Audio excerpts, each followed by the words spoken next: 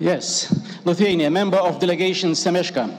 Madam President, I would like to ask you about your last trip to Russia.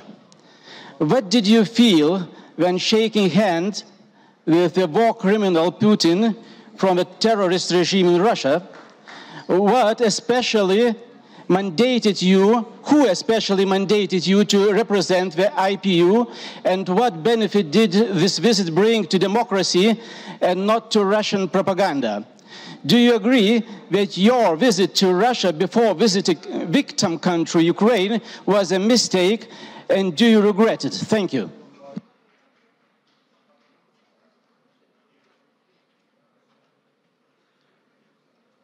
I will now give the opportunity to Ukraine. You have 2 minutes. Finally. Madam President, I will try to be as short as possible because I value our time and time of all our colleagues. You reported that you met with Putin. I want all of us to know that it happened just a few days after Russian missile destroyed the famous children's hospital Ohmadiet in Kiev. Just a few days. And because of that, I have a few simple questions to Madam President. Really questions. And I and many of my colleagues, not only from 12 plus, but all around this assembly, also want to get the answers. First question, when the members of Governing Council will receive the full protocol of your meeting with Putin? Second question, did you discuss with him the IPU resolutions about Russian aggression to Ukraine? Third question, did you raise during this meeting the topic of kidnapped Ukrainian children? And last but not least, why you, Madam President, not answering the written requests from delegations to you, but even not only from delegations, but also from the geopolitical groups. I mean, written requests about information. We already sent them and we didn't receive any answer. You know, we should understand that such meetings, they are just prolonging the war, but not stopping it. And because of that, such meetings, they continue suffering of the people, not only in Ukraine, but in particular, for example, in African countries, when people become really suffer because of the food crisis caused by Russian unprovoked aggression to Ukraine. So I will kindly ask you to answer my 4 very simple questions. Thank you very much. Thank you very much. And now I'm going to request the members who have asked for the floor to keep pressing the. Once you have pressed, don't repress it unless I don't call you, so that the names of your countries keep showing here. So I will call the ones that I can see here, but I have all the names, so don't worry. Now I was seeing the United Kingdom, but now it has disappeared. Okay, the Gambia. Sorry? Go ahead, please. Iraq, go ahead. Shukran jazilan. Thank you, Madam President. Greetings to everyone present here today who came from all over the world, except for one country, a state that has been killing and committing murders and atrocities against civilians, women and children, and undermining all forms of life in Gaza and nowadays in Lebanon. This extremist government will extend its atrocities all over the Middle East. Madam President, in your report you mentioned that you have visited some of the hotspots of the world, and this is one of the priorities of the IPU. You mentioned that you visited Russia. But in reality, I think that it would have been better to visit Gaza out of all places in the world. The Zionist state has prevented the UN Secretary General a year ago to go to Gaza and to see the atrocities and the destruction and the genocide that took place there and the displacement. So I call upon all delegations present here today to pay attention to what's happening in the north of Gaza and in Jabalia. People are being starved to death. For more than 2 weeks now, medication, food, water, electricity are being prevented from entering in order to displace the people living there who have been surviving for more than 1 year in the face of the killing and the mass murders and displacement. Until when will the world remain silent and blind? Until when will we remain silent in the face of the calls for help of the women and children of Gaza while they are being bombed with the most horrendous weapons? Until when will the Western countries and the United States in particular continue to support these atrocities and horrendous crimes? Until when will we remain silent in the face of the blatant violations of international laws and the rulings of the ICJ and the ICC? Until when will this rogue state will remain above the law, above international law and above humanity? They are spreading publications here about a number of hostages or people that are being detained by the resistance, and they completely forget the remains of children and women that remain under the rubbles. Madam President, I call upon you as representative of the parliaments of the world to visit Gaza and the south of Lebanon, and I hope that we will stand in the face of this international terrorism. Thank you.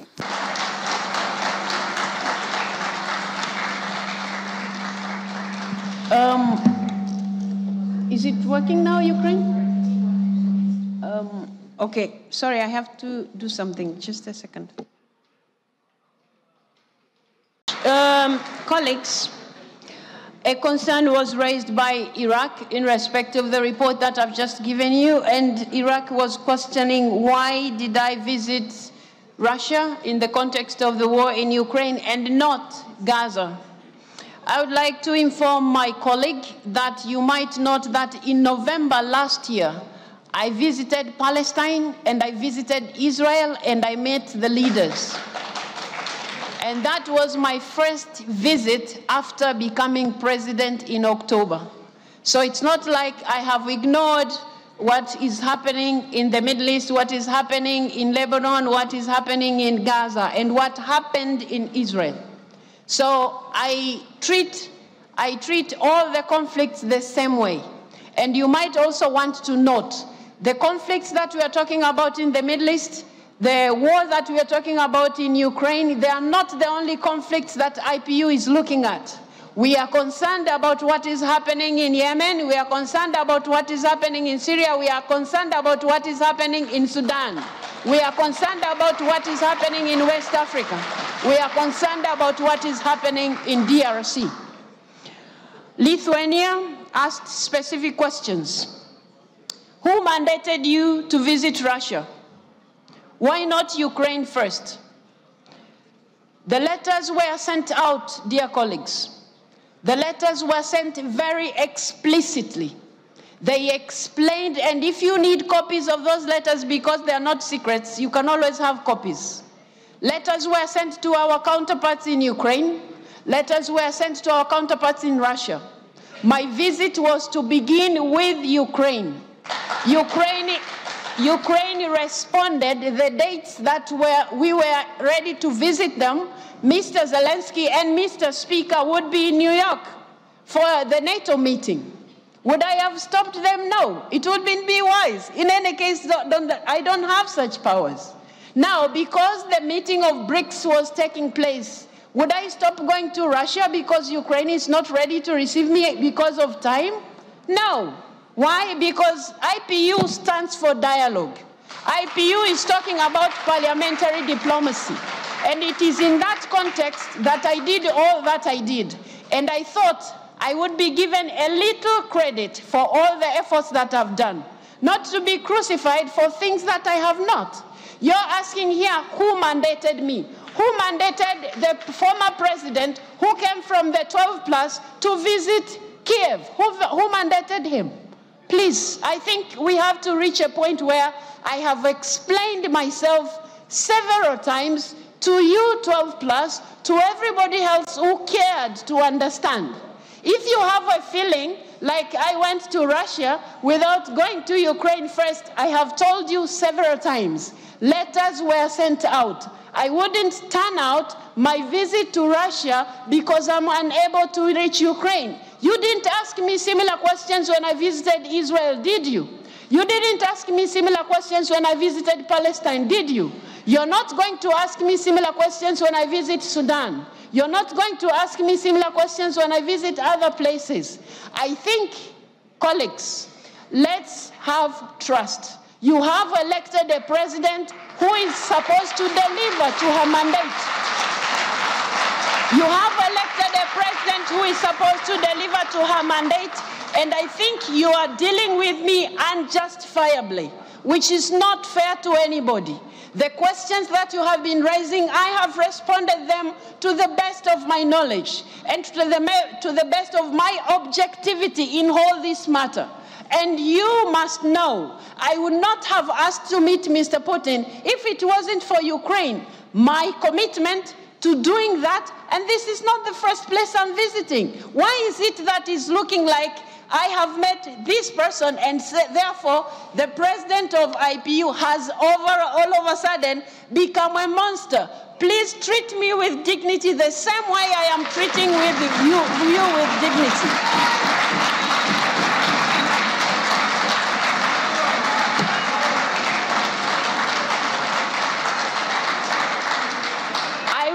At all times advance parliamentary diplomacy.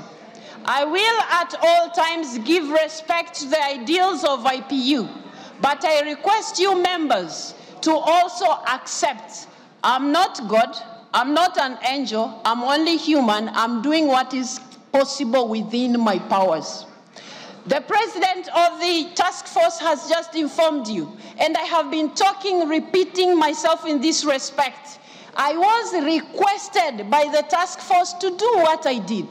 What did I do wrong? I was supposed to sit back and tie my hands and say there's nothing we can do as IPU. That will not be doing justice to the women and children of Ukraine who are suffering. That wouldn't be fair to the mandate that you have given me. Give me a chance to lead this institution according to the ideals that we stand for. Not to crucify me just because I come from some country. Some of you maybe feel like we are still colonized in the mind. No. No, we are not. No, we are not. So please, let's respect each other. I'm doing the best that I can, and that is exactly what I'll do. That is my commitment to you. I will keep doing that. Thank you very much.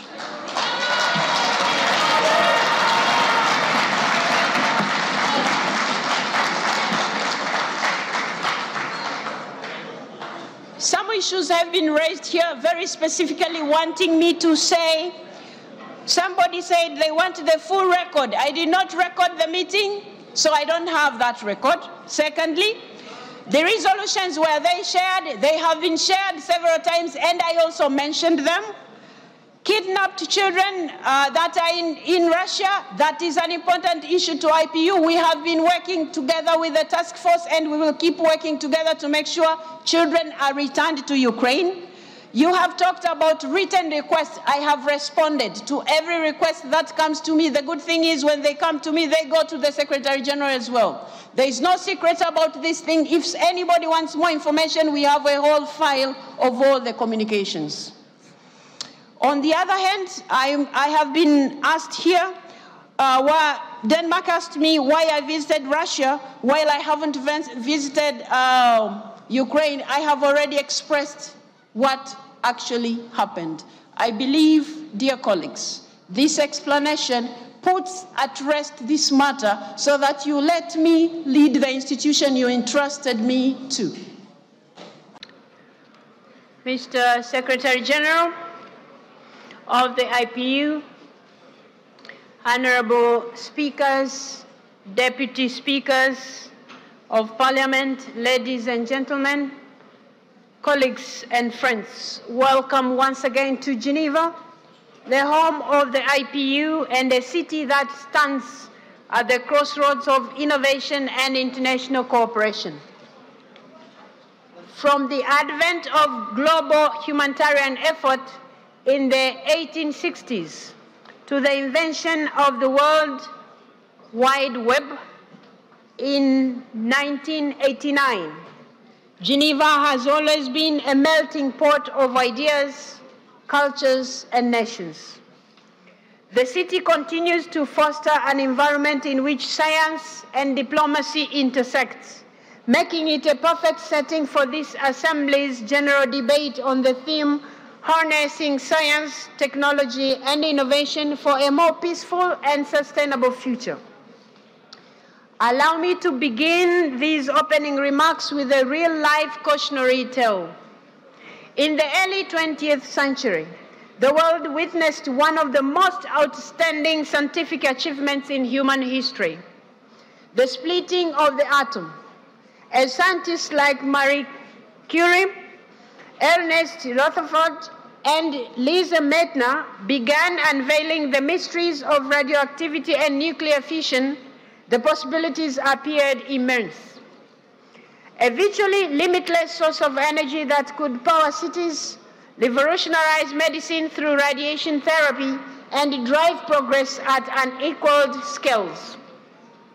These discoveries revealed a new realm of chemical and physical phenomena with the power to alter human society forever. But as we all know, an arms race to weaponize nuclear research erupted quickly, resulting in unprecedented levels of destruction that to this day continue to threaten the very survival of humanity. In other words, science, technology, and innovation can hold the promise of immense opportunities. Yet, when misused, weaponized, or poorly governed, they also bring world-threatening perils. Today, we find ourselves at another crossroads in scientific and technological advancements. To cite a few examples, artificial intelligence, quantum computing, and biotechnology are transforming societies at exceptionally fast speed. AI is revolutionizing industries, medicine, and education. Quantum computing promises to solve problems beyond the capabilities of today's most powerful supercomputers. Biotechnological breakthroughs such as gene editing could eradicate previously incurable diseases. Scientific knowledge and expertise also plays a critical role in advancing evidence-based policymaking and can help address our biggest challenges: tackling climate change, achieving the SDGs, boosting public scrutiny by amplifying the voice of the people, resolving long-standing inequalities, and many more. But we must also recognize the very real risks associated with innovation. Among these, technological developments may undermine democracy by spreading misinformation or misleading deepfakes. Enhancing surveillance tools have the potential to jeopardize human rights. Socioeconomic disparities may widen if technologies are only available to a select few, or if existing inequalities such as gender inequality are perpetuated by the biased data on which plenty of new software is based. Advancements in weapons technologies can seriously undermine global peace and security. Dear colleagues, dear friends, we either learn from history or are doomed to repeat it. When approaching these transformative developments, we must ask ourselves, how can we use scientific and technological progress to actually benefit everyone and create a more peaceful and sustainable future? And critically, how do we ensure that innovations do not come at the expense of widening disparities and inequalities, bolstering new forms of conflict and destruction, and eroding our social fabric. Harnessing science, technology, and innovation for greater good means raising and addressing profound ethical, security, and societal questions. As policymakers, we must come together and have serious discussion during this assembly and beyond. And we must also act decisively, mainly on three key areas.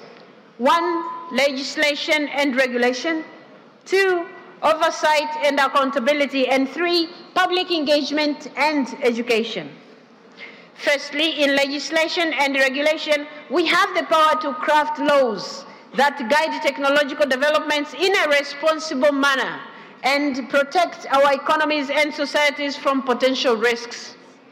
Many parliaments are already taking positive steps in this direction, like establishing comprehensive regulatory frameworks for emerging tools such as artificial intelligence. Data protection laws, legislation that incentivize sustainable and green innovation, and the implementation of laws that promote digital inclusion are all examples of parliamentary action to harness technology ethically. Secondly, in terms of oversight and accountability, parliaments must vigilantly monitor the implementation of technologies and hold both private companies and governments accountable for their actions. For example, parliaments can summon tech executives, experts, and other officials to hearings to address issues like proliferation of misinformation and hate speech on social media platforms, data breaches, or ethical violations. Through the establishment of specialized committees and commissions, parliaments can also oversee developments in specific technological fields, such as cybersecurity or biotechnology, ensuring compliance with laws and regulations. Thirdly, in terms of public engagement and education, we must foster informed and inclusive societies. This includes funding digital literacy and science education initiatives that will equip citizens with skills needed to participate in a technology-driven world while remaining fully informed of the risks and benefits. As representatives of the people, we must also promote inclusive participation in technological development, ensuring that women, youth, people with disabilities, marginalized communities, and underrepresented groups can contribute to and benefit from innovation. Dear friends, dear colleagues, technology governance is a collaborative effort that extends beyond the halls of parliament and necessitates partnerships with actors such as governments, civil society, the scientific community, and the private sector, both nationally and internationally. The IPU, as the global organization of national parliaments, embodies this collaborative spirit. The IPU is ready to help parliaments navigate the technological revolution that is currently shaping our world. I urge you, dear colleagues, dear friends, to engage wholeheartedly in these efforts and this general debate. Let us exchange ideas, challenge perspectives, and build consensus on actionable strategies to harness science, technology, and innovation for a more peaceful and sustainable future. I thank you for listening.